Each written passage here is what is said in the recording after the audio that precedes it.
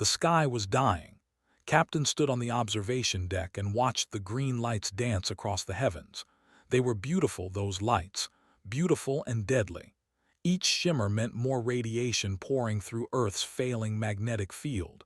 Each glow meant death crept closer. "How long?" he asked without turning around. Doctor checked her tablet. Her hands shook slightly.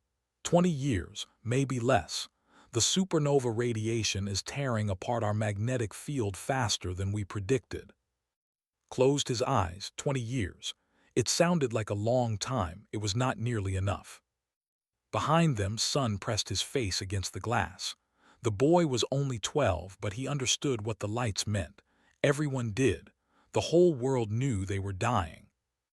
"Can we fix it?" asked quietly. His mother shook her head. "No, sweetheart, we cannot." The supernova had happened 60 light-years away, decades ago. Nobody on Earth had known until the radiation wave hit them. By then, it was too late. The invisible death had already begun its work. Earth's protective shield was breaking. Soon, nothing would survive. Turned from the window. What about the evacuation plan? Pulled up numbers on her screen. Her face was pale. "We can build generation ships, slow ships that will take centuries to reach other stars.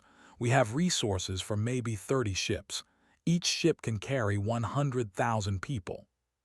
Did the math in his head. 3 million people out of 8 billion. "We have to choose who lives and who dies," he said flatly. "Yes."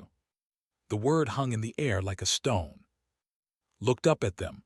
"What about the other people, my friends, their families?" Neither adult answered. What could they say? That most of humanity would stay behind and die. That children would watch their parents perish. That the lucky ones would sleep in frozen pods while Earth became a tomb behind them. Had fought in wars. He had seen death, but this was different. This was not an enemy you could fight. This was the universe itself, cold and uncaring. "We start the lottery next month," said. "Random selection, fair for everyone." "Fair," repeated bitterly. "There is nothing fair about this." The months that followed were chaos. Riots broke out in every major city. People could not accept that they would die while others lived. Governments struggled to maintain order. Families were torn apart by lottery results. The world was ending not with a bang, but with screams and tears. Worked 20 hours a day overseeing ship construction. They were building them in orbit, massive metal arcs that would carry humanity's remnants to distant stars. The work was brutal. Every day brought new problems, new delays. Barely slept. She pushed her team to work faster to find solutions. Could they build more ships? Could they make them larger? Every calculation came back the same. 3 million, that was all they could save. Then, on a cold morning in November, the sensors detected them.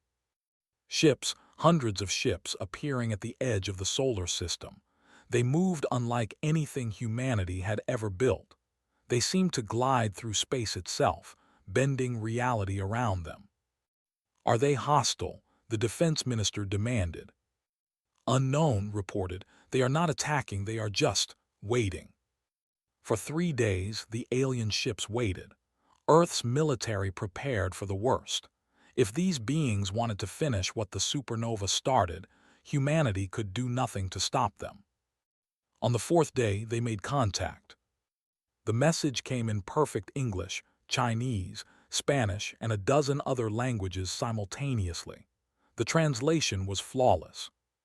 We mean no harm. We wish to speak." The meeting took place on the moon, neutral ground. Was part of Earth's delegation. His heart pounded as he entered the prepared chamber. They were beautiful. They looked like living crystal, their bodies shifting with inner light. They moved with grace like dancers. 3 of them came into the room. The largest one, its body filled with soft blue light, spoke first. We have watched your world for many cycles. We know of your coming end. We grieve for you." The Earth delegate sat frozen, finally found her voice. "You have been watching us." "Yes, we are old. We travel the stars and observe younger species. We see them grow, struggle, and sometimes fall. Your species is violent, you make war. You harm each other, but you also create beauty. You make music and art. You love your children, you are complex. Why are you here? Asked. Light flickered. We have a law. We do not interfere with younger species. We do not give technology. We do not save civilizations. We only watch and record. To break this law brings severe punishment. Hope died in his chest. They had come just to watch humanity's end. But continued, we have debated for many days. Some of us say we should follow our law, let nature take its course. But others ask, what good is wisdom if we do not use it with mercy? What good is power if we let children die when we could help? Leaned forward, what are you saying? We choose mercy. We choose to break our law, we will help you. The room erupted. Earth's delegates could not believe it, felt tears on his face and did not care. Over the next weeks, they gave gifts that seemed like miracles. They provided plans for faster-than-light engines. They shared coordinates to 47 worlds where humans could live. They gave medical technology that could heal radiation damage. Most importantly, they stabilized Earth's magnetic field temporarily, buying humanity 15 more years. Why? Asked as they prepared to leave. Why break your most important law for us? We have been cruel. We have made so many mistakes. The crystalline being's light pulsed gently. Because mercy needs no justification. You are young, yes. You make mistakes, yes, but you can also be kind, you can be brave, you can love. That is enough. That is more than enough. How can we ever repay you? Do not speak of repayment, we give freely. We ask only one thing, remember kindness. When you are strong, when you have grown, remember that someone helped you when you needed it most. Remember mercy. The ships departed, vanishing into the stars as mysteriously as they had come. They left behind hope. They left behind a future. Stood with and watching the night sky. The deadly lights still danced there, but now they had time. They had a chance. Will we ever see them again? Asked. I do not know, his mother replied, but we will never forget them. Nodded, never. We will teach every child. We will build monuments. We will make sure that 1,000 generations from now, humans still remember the day that showed us mercy. He did not know then how important that promise would become. He did not know that one day, humanity would have a chance to repay the debt they were never asked to repay. But that day would come, and when it did, humanity would be ready. 80 years had passed since they saved humanity. Earth was gone now, a dead rock orbiting a yellow star, but humanity lived. More than lived, they thrived. Admiral Sun stood on the bridge of the Dauntless, the flagship of humanity's defense fleet. He watched the blue planet below. This was New Sol, the capital of the United Human Colonies. 30 worlds now carried human life. 3 million survivors had become over 100 million souls. Admiral, the morning reports are ready, his aide said. Sun nodded. He was grandson, though he had never met the old captain. His grandfather had died 30 years ago, but his stories lived on. Every human child learned about the day that came. Every colony had monuments. Every year on First Contact Day, humans across the stars gave thanks. Sir, Ambassador Sara is requesting a meeting, the communications officer reported. Send her in. Sara entered the bridge. She was the chief diplomat of the human colonies, a woman who believed deeply in peace. Sometimes she and Sun disagreed. He was military, she was political, but they respected each other. Admiral, I need to discuss the defense budget, she began. Sun sighed, this again. We need those ships, Ambassador. Do we? We have had peace for 20 years. They gave us technology and we have made it better. We have good relations with 6 other species. Why do we need more warships? Because the galaxy is dangerous. Or maybe we are preparing for a war that will never come. They had this argument before. Sun understood her point. Humanity had been lucky. Small conflicts, yes. Pirates and raiders, yes. But no major wars. This gift had given them a strong start. Their own intelligence had made them stronger. But Sun worried. His grandfather's journals spoke of always being ready, of never taking peace for granted. "I hope you are right," he said finally. "I truly do." Across the colony, in the orbital shipyards, engineer Jin Woo was having a better day. He stood in front of a hologram, showing his team his latest design. "Look at this," he said excitedly. "I have improved the FTL drive by 18%. We can travel faster and use less energy." His assistant, a young woman named Hei-Won, studied the designs. She was not an engineer, she was a medical student working part-time. But she was brilliant. "This is amazing," she said. "They gave us so much and we keep making it better." Jin Woo nodded. "They saved us. The least we can do is honor their gift by improving it. They would be proud, I think." He often wondered about did they ever think about humanity? Did they watch from afar, pleased that their mercy had borne fruit? Humanity had sent messages to space many times over the decades. Friendly greetings, thank you notes, offers of friendship. They never replied. "Maybe they are just busy," Hei-Won said, reading his thoughts. "Or maybe they think we should grow on our own, like parents watching their children from a distance." "Maybe," Jinwoo agreed. That night, everything changed. A long-range scout ship burst out of FTL space at the edge of the new Sol system. It was damaged, its hull. The pilot, a man named, sent an emergency broadcast. "This is Scout Ship Horizon. I need to speak to command immediately. It is urgent." Within minutes, was on a video call with Admiral Sun and Ambassador Sora. "Report," Sun ordered. His face was pale. "Sir, I was mapping the outer rim sectors. I picked up strange energy signatures, so I went to investigate. I found—" He paused, swallowing hard. "I found a war zone." "Whose war?" Sora asked. "The is under attack." Silence filled the room. "What?" Sun finally managed. "Sent them the data." Video footage appeared on their screens. A beautiful crystal planet orbiting twin stars was covered in black organic matter. Millions of ships, if you could call them ships, swarmed around the planet. They looked alive, pulsing and writhing. "What are those things?" Sora whispered. "I checked our databases. They are called the Swarm, a hive-mind species.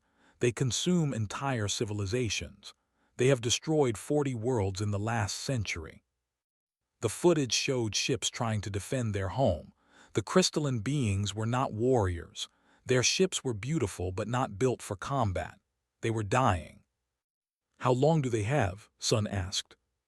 "My computer estimates 3 months, maybe less. The swarm is overwhelming them." Sun studied the data. "Did they send a distress call?" "No, sir, nothing.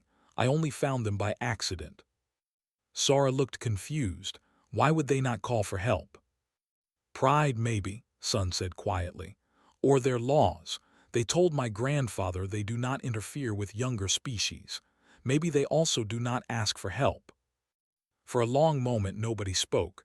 Then Sun stood up. "Get me the council, all colonies, emergency meeting, now." "What are you thinking?" Sora asked, though she already knew. "I am thinking that 80 years ago, they broke their most sacred law to save us. I am thinking about what we owe them." "We do not owe them anything. They said it was a gift freely given." "Exactly, a gift. They gave us everything and asked for nothing. They saved every human alive today. Our parents, our grandparents, our children who will be born, all of them exist because they chose mercy." Jin Woo burst into the meeting room. He had heard the news. "We have to help them." "Help them?" Sora said. "We are 3 million people spread across 30 worlds. The swarm destroys civilizations. We could send our entire fleet and still lose." "Then we lose," Jinwoo said simply. "But we try. How can we call ourselves human if we do not try?" The emergency council meeting brought representatives from all 30 colonies. The debate lasted for hours. Sun watched humans argue over humanity's soul. Some said they should stay out of it. Humanity was still young, still growing. This was not their fight. They were powerful and ancient, surely they could handle it. Others pointed out the obvious. They were losing. Without help, they would die. If we go, we might all die, one council member said. If we do not go, we prove we learned nothing, another replied. Ambassador Sora stood to speak. The room fell quiet. Everyone knew she believed in peace and caution. I have spent my life avoiding war, she began. I have always believed we should talk first, fight last, and I still believe that, but her voice cracked. But they did not have to save us. They broke their laws, they risked punishment. They did it because it was right, because we were worth saving. How can we be less brave than they were? How can we be less kind? Admiral Sun stood up. My grandfather wrote in his journal about the day they left. He wrote that told him to remember mercy, to remember kindness, I think. I think this is what he meant, not just remembering the past, but living it, being it. He looked around the room. They saved us when we were helpless. Now they are helpless. We have a choice. We can be safe and let them die, or we can be human. The vote was called. It was close. So close. In the end, it was Admiral Sun who cast the deciding vote. We go, he said.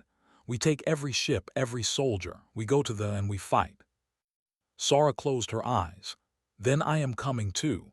If humanity is going to risk everything, we face it together. The orders went out across human space. Every military vessel, every armed ship. They would gather and make the 3-month journey to space. Some said it was suicide. They were probably right. But humanity remembered mercy, and mercy demanded an answer. They were going to war. The news spread across human space like wildfire. Earth's children were going to war. In the shipyards above New Seoul, engineer Jin Woo worked without sleep. He had 3 months to turn civilian ships into war vessels. 3 months to give humanity a fighting chance against an enemy that had destroyed 40 civilizations. This is impossible, his assistant said, looking at the timeline. Then we do the impossible, Jin Woo replied. His eyes were red from exhaustion, but his hands were steady. They gave us tomorrow, we give them theirs. He had designed new weapons based on old Earth military records and technology. Sonic disruptors that could tear apart organic matter. Plasma cannons that could fire faster than any existing design. Missile systems that could track thousands of targets at once. Every human colony sent what they could. New Seoul sent its entire defense fleet. New contributed 12 destroyers. Even the small farming colonies sent supply ships and volunteers. Medical student Hae-won stood in line at the recruitment center. She was 19 years old. She had never left New Seoul. Her parents begged her not to go. I am studying medicine, she told them. They will need doctors. They will need people who can help the wounded. You could die, her mother cried. They could have let all of humanity die. They did not. I cannot do less than they did. She was not alone. Thousands of young humans volunteered. Many had never seen combat. Most knew they might not return, but they came anyway. Admiral Sun walked among the volunteers. He saw their young faces and felt a weight in his chest. These were children of this mercy, born because the crystalline beings had chosen compassion over law. Do you think we can win? A young soldier asked him. Sun thought about lying, giving false hope, but these people deserve truth. I do not know, he said. The swarm is powerful. They have destroyed species older and stronger than us, but we have something they do not understand. We know what it means to be saved. We know what gratitude feels like. Maybe that matters, maybe it does not, but we go anyway. Ambassador Sora worked on a different kind of preparation. She recorded messages to be sent to every human colony. If you are seeing this, she said to the camera, it means we did not return. It means humanity's fleet is gone, But I want you to know we chose this freely. Nobody forced us. We went because it was right, because they saved us and we could not let them die alone." She paused, wiping her eyes. "If we fail, build your lives well. Raise your children in peace. Remember what they taught us about mercy. And remember that once humanity tried to be worthy of the gift we were given." The preparations took weeks. Every day brought new challenges. Ships broke down and needed repair. Weapon systems failed tests. Supplies ran short. Jinwoo barely left the shipyards. He moved from ship to ship, fixing problems, improving designs. Other engineers worked beside him, just as tired, just as determined. "Will this be enough?" one of them asked. "It has to be," Jinwoo said. Training was brutal. Human soldiers drilled in zero-gravity combat. They studied what little data existed on the swarm. The enemy fought in coordinated waves, millions of organisms acting as one mind. Individuals were not intelligent, but the swarm as a whole was deadly. "How do you fight something that thinks as one?" a soldier asked. "You confuse it," the training officer replied. "You do the unexpected, you make it think. The swarm has destroyed peaceful civilizations, but humans, we have been fighting each other for thousands of years. We know war in ways they do not." Late at night, Admiral Sun sat in his quarters and read his grandfather's journals, had written about them in detail. Their grace, their kindness, the ways light had pulsed softly when speaking of mercy. "We are coming, old friend," Sun whispered to the memory. "We are keeping the promise." 2 months into preparations, a young pilot named Dahl approached the admiral. He was just 22 years old. "Sir, I want to volunteer for something." "What?" "The frontal assault. I know we will need pilots willing to take the most dangerous positions. I volunteer." Sun studied the young man. "You might die in the first hour." "I know, sir, but my grandmother was on one of the generation ships. Before they came, she had been selected for the lottery. She was one of the lucky 3 million. But after they saved everyone, she said she always felt guilty. Guilty that she would have lived while billions died. She made me promise, if humanity ever had a chance to save others the way we were saved, I should take it." "She sounds wise." "She was, sir. She died 5 years ago, but I remember, and I will honor her memory." Thousands of similar stories emerged. Humans whose ancestors had been saved by the humans who grew up hearing tales of the mercy shown 80 years ago. Humans who simply believed that saving others was what made them human. Finally, after 3 months of desperate work, the fleet was ready. 237 ships, cruisers, destroyers, carriers, and support vessels. It was every military ship humanity possessed. If they lost this battle, humanity would be defenseless. The departure ceremony was held in orbit above New Seoul. Representatives from all 30 colonies attended via hologram. Families came to say goodbye to their loved ones. Admiral Sun stood before them all and spoke. 80 years ago, they asked us to remember kindness. They asked us to remember mercy. Today, we answer that request. Today, we show them that humans do not forget. We do not abandon those who saved us. We do not stand aside while our friends die. He paused, looking at the faces of his crew, young and old, experienced and new, all of them brave. "Some of you will not come home, I know this. You know this. The swarm is powerful. We might fail, but we go anyway, because that is what it means to be human. We remember, we care. We fight for those who cannot fight for themselves." Sora stood beside him. "If we die trying to repay the greatest debt in human history. There is honor in that. There is glory in that." Jin Woo, who had taken a position as the fleet's chief engineer, raised his fist. "For the..." The cry was taken up by thousands of voices. For mercy, for humanity." The fleet began to move. Ships that had never fought together now flew in formation. Humans who had never seen war prepared to face the greatest threat in the galaxy. Inside the Dauntless, Hay-1 checked her medical supplies for the 100th time. She was terrified, but she was also proud. Her ancestors had been saved by kindness. Now she would fight to preserve it.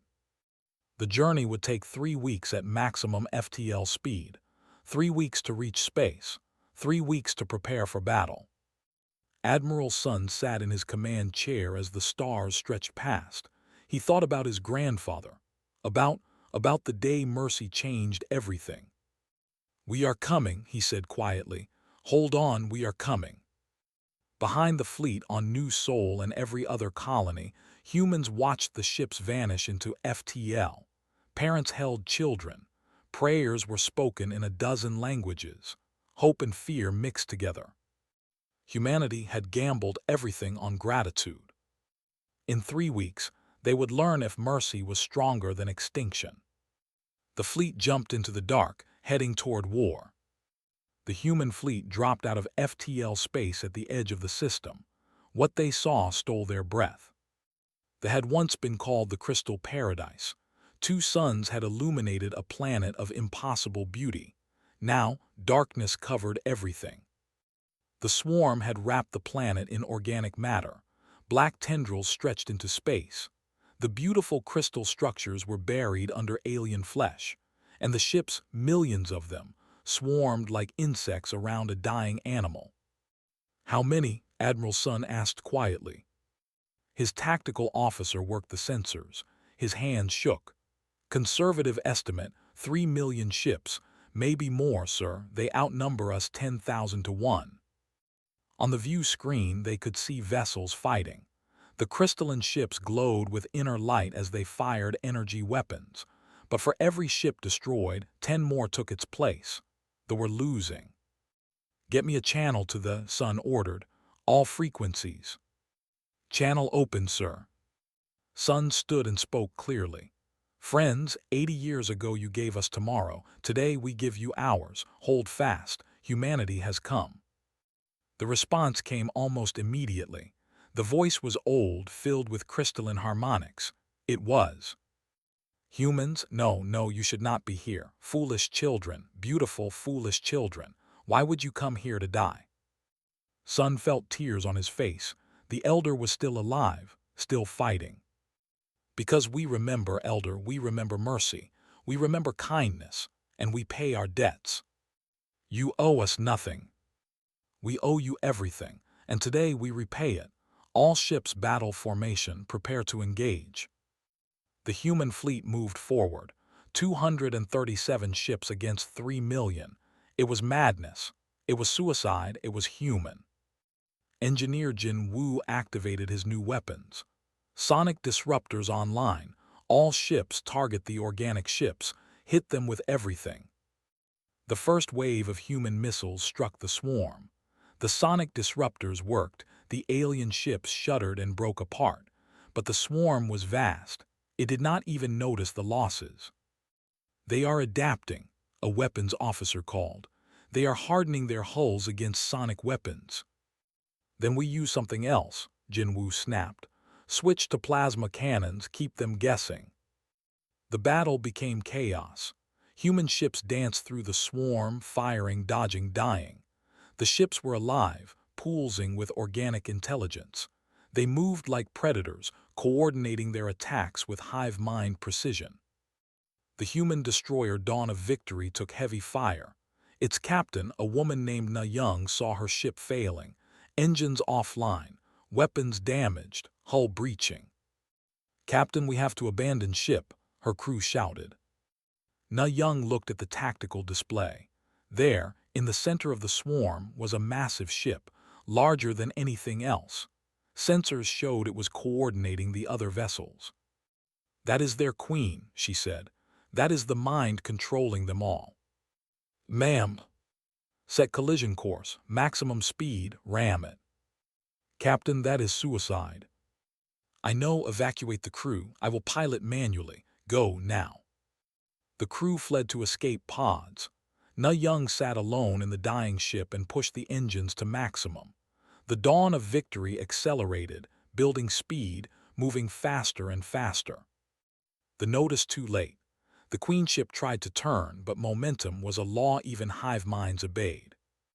Na Young's last words went across all human frequencies. For all of us. The dawn of victory struck the queen ship at near-light speed. The explosion lit up the system. Both ships vanished in a ball of plasma and fire. And suddenly, the swarm faltered. Without the queen mind to coordinate them, the individual organisms became confused. They still attacked, but without coordination, without the unified intelligence that made them unstoppable. Now, Admiral Sun roared, all ships forward, hit them hard. The human fleet and the defenders attacked together. The confused swarm ships were easy targets. The tide began to turn. But the cost was terrible. Human ships died by the dozens. The cruiser Righteous Fury went down protecting a medical ship. The carrier Unity lost all its fighters but bought time for others to retreat. Ship after ship sacrificed itself. Medical student Hay-1 worked without stopping in the dauntless med bay. Wounded soldiers came in constantly. Burns, trauma, radiation poisoning. She had never seen such injuries. "I need more plasma," she shouted. "We are out," a nurse replied. "Then synthesize more. These people are dying." A vessel docked with the Dauntless. Crystalline beings floated through the airlock, carrying their own wounded. They saw the humans working desperately to save lives. One approached Hay-1. It pulsed with soft green light. "You came, you really came." "Of course we came," Hay-1 said, not looking up from her patient. "You saved us. How could we do less?" They made a sound like wind chimes. It was weeping. The battle raged for days. The swarm, even confused, was massive. But without coordination, it was vulnerable. Human tactics, developed from thousands of years of warfare, gave them an edge. They used music to disrupt the remaining hive-mind connections. They used light patterns to create false targets. They used psychological warfare the peaceful had never imagined. Admiral Sun fought from the bridge, making decisions that sent humans to their deaths. Each loss was a weight on his soul, but they were winning. Slowly, painfully, they were winning. On the fifth day, Ambassador Sara led a boarding party onto the... They fought through the organic matter covering the crystal cities. It was brutal, close-quarters combat, but they pushed forward, clearing the alien infestation. Jin Woo worked miracles, keeping damaged ships fighting. He barely slept, moving from one crisis to the next. When the Dauntless lost power, he crawled through burning conduits to repair the main reactor manually. The radiation nearly killed him, but he got it working. By the 10th day, the swarm began to retreat. The remaining ships fled into deep space, their hive minds shattered, their queen dead. They would reform eventually, but not here, not today. The silence after battle was strange. No more weapons fire, no more screams, just the quiet hum of ships and the sound of people breathing. Admiral Sun sat in his command chair, exhausted. Around him, his crew looked like ghosts. They had won, but the victory was soaked in blood. "Casualty report," he said quietly. His executive officer's voice was hollow. 146 ships lost, 72 ships heavily damaged, total casualties, 28,000 dead, 40,000 wounded. More than half the fleet, gone. But the survived, that was what mattered. A message came through from his voice, weak but alive. "Admiral Sun, please come to the surface, we must speak." Sun took a shuttle down. The planet was devastated. Beautiful crystal structures were cracked and broken. Millions had died, but millions more survived. He found in what remained of the Great Hall. The Elder's light was dim, flickering. "You came," said. "You foolish, brave, wonderful humans, you came. We remember mercy, Elder, you taught us that.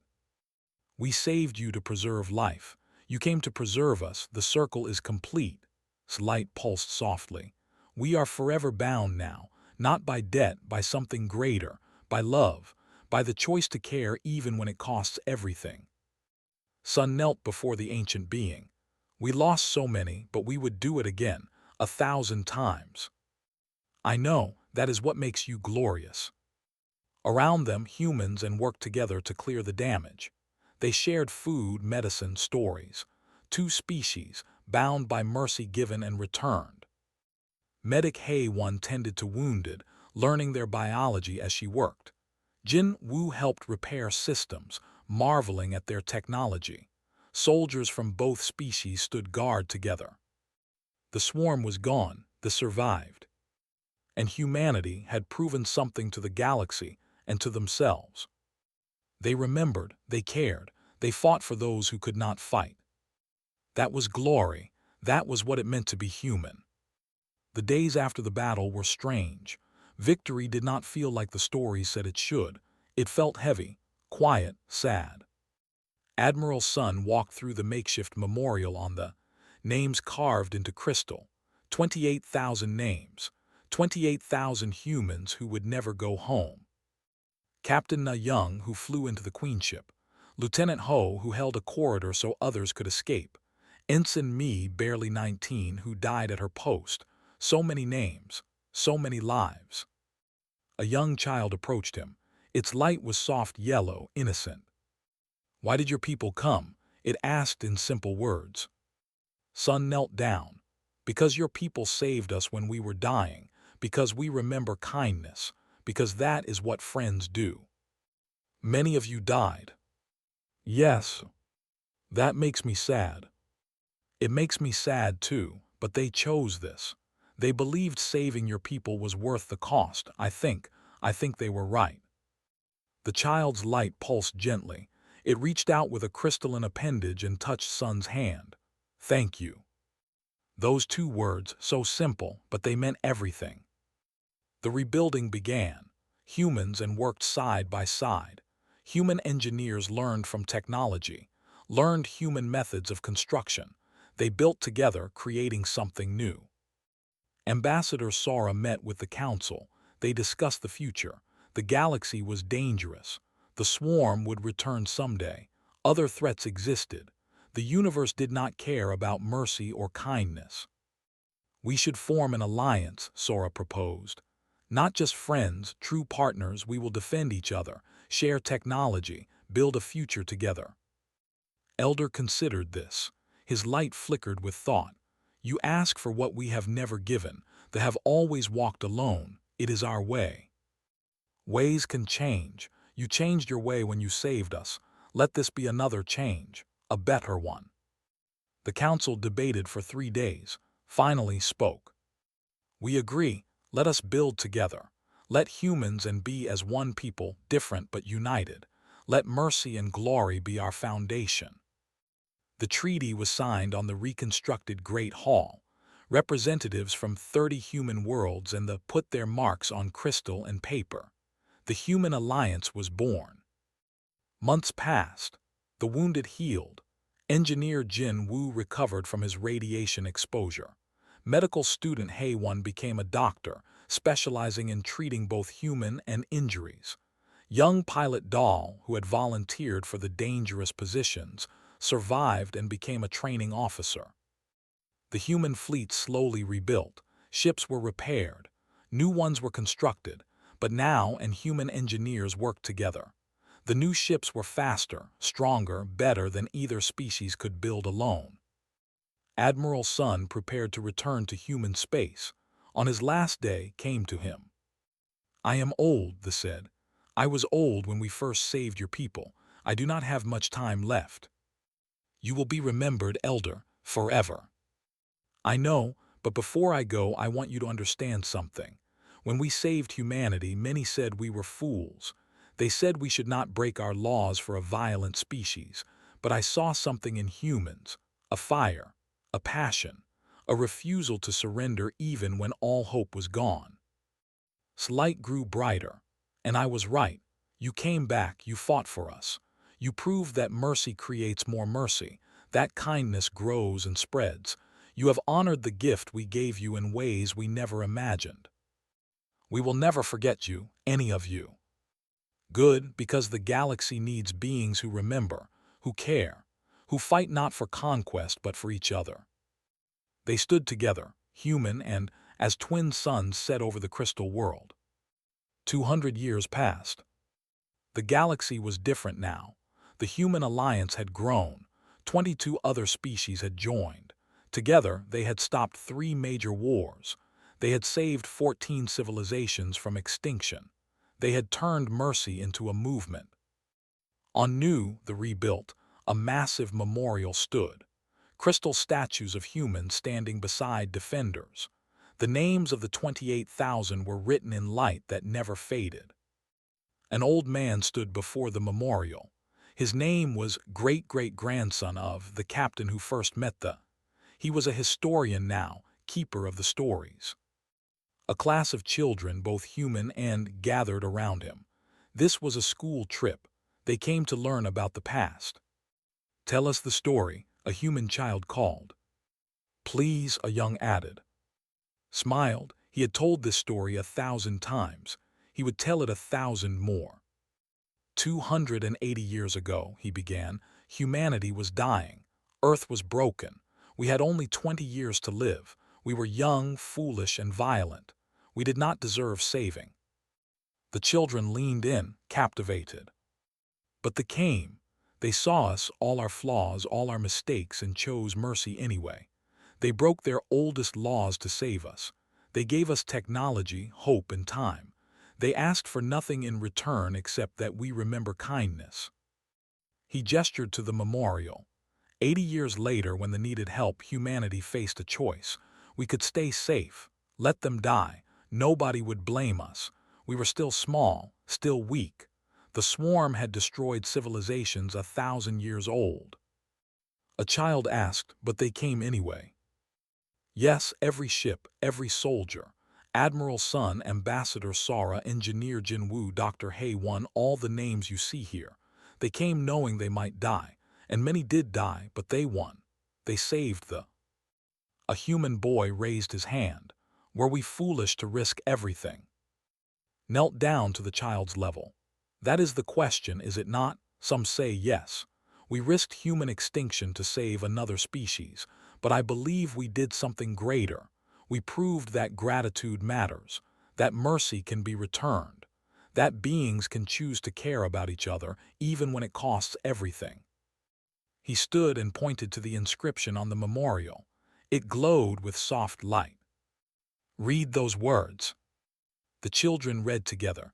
They gave us tomorrow, we gave them forever, mercy remembered, glory returned. That, said, is what it means to be human, to be part of this alliance. We remember, we care. We fight for each other, not for conquest or glory or power, but because it is right. A small child, its light bright with innocence, asked, "Will there be more wars?" Probably, admitted. The universe is vast and dangerous. The swarm still exists. Other threats will come, but now we face them together. Humans and 22 other species. All of us bound by the same truth: mercy creates more mercy. Kindness grows. He looked at the young faces before him. Human, and they would inherit this galaxy. They would face new challenges, new dangers. You will be tested, he told them. Life will ask you to make hard choices, to be selfish or generous, to hide or help.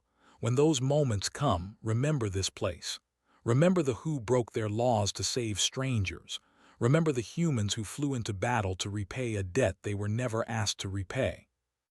The children were quiet, absorbing the weight of history. Finally, one human girl asked, "Mister, if we needed help, would they come for us?" Before could answer, a teacher spoke. "Yes, without question, without hesitation. That is what we do now, that is who we are." "And humans would do the same for you," added. The girl smiled. "Good, that makes me happy." As the class left, stayed behind. He looked at the memorial, at the names glowing in eternal light. So many dead, so much sacrifice. But they survived. Humanity thrived. 22 other species found hope. Was it worth it? He thought about his great-great-grandfather's journals, about words, about Admiral Sun's choice, about all those who died so others could live. Yes, it was worth it. It would always be worth it. Because mercy remembered is mercy lived. Because glory is not conquest, it is choosing to care. Because in the end, the only thing that matters is that we tried, that we loved, that we fought for each other. Placed his hand on the crystal memorial. It was warm, pulsing with gentle light. We remember, he whispered. We will always remember. Above, the twin suns set over New. Human and ships flew together through the sky. Children played in crystal gardens.